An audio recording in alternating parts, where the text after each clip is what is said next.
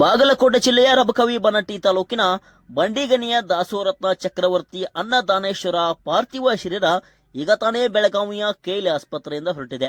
ಹೌದು ವೀಕ್ಷಕರೇ, ರಾತ್ರಿ ನಿಧನರಾದಂತ ಶ್ರೀ ಅನ್ನದಾನೇಶ್ವರ ಪಾರ್ಥಿವ ಶರೀರ ಈಗ ತಾನೇ ಬೆಳಗಾವಿಯ ಕೆಎಲ್ ಆಸ್ಪತ್ರೆಯಿಂದ ತಮ್ಮ ಸ್ವಗ್ರಾಮವಾದ ಅಥಣಿ ತಾಲೂಕಿನ ಸೌದಿ ಗ್ರಾಮಕ್ಕೆ ಹೊರಡಲಿದೆ. ಮೊದಲು ಸೌದಿ ಗ್ರಾಮಕ್ಕೆ ಆಗಮಿಸಿ ನಂತರ ಸೌದಿ ಗ್ರಾಮದಿಂದ ಹಿಪ್ಪರಗಿ, ಕುಲಹಳ್ಳಿ, ಯಲಟ್ಟಿ ಮಾರ್ಗವಾಗಿ ಬಂಡಿಗನಿ ಮಠಕ್ಕೆ ಆಗಮಿಸಲಿದೆ ಎಂಬ ಮಾಹಿತಿ ಕೂಡ ತಿಳಿದು ಬರ್ತಾ ಇದೆ. ದೃಶ್ಯದಲ್ಲಿ ನೀವು ನೋಡಬಹುದು, ಪಾರ್ಥಿವ ಶರೀರ ಹೋಗುತ್ತಿರುವಂತಹ ದೃಶ್ಯ ಇದು.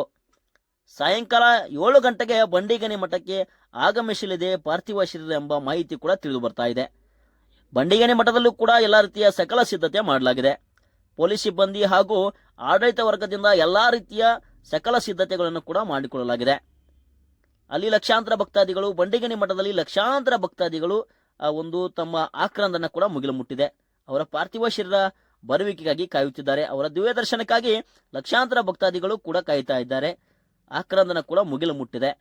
ಮಾಹಿತಿಯ ಪ್ರಕಾರ 7 ಗಂಟೆಗೆ ಬಂಡಿಗನಿ ಮಠಕ್ಕೆ ಶ್ರೀ ಅನ್ನದಾನೇಶ್ವರ ಪಾರ್ಥಿವ ಶರೀರ ಆಗಮಿಸಲಿದೆ ಎಂಬ ಮಾಹಿತಿ ಕೂಡ ತಿಳಿದು ಬರ್ತಾ ಇದೆ.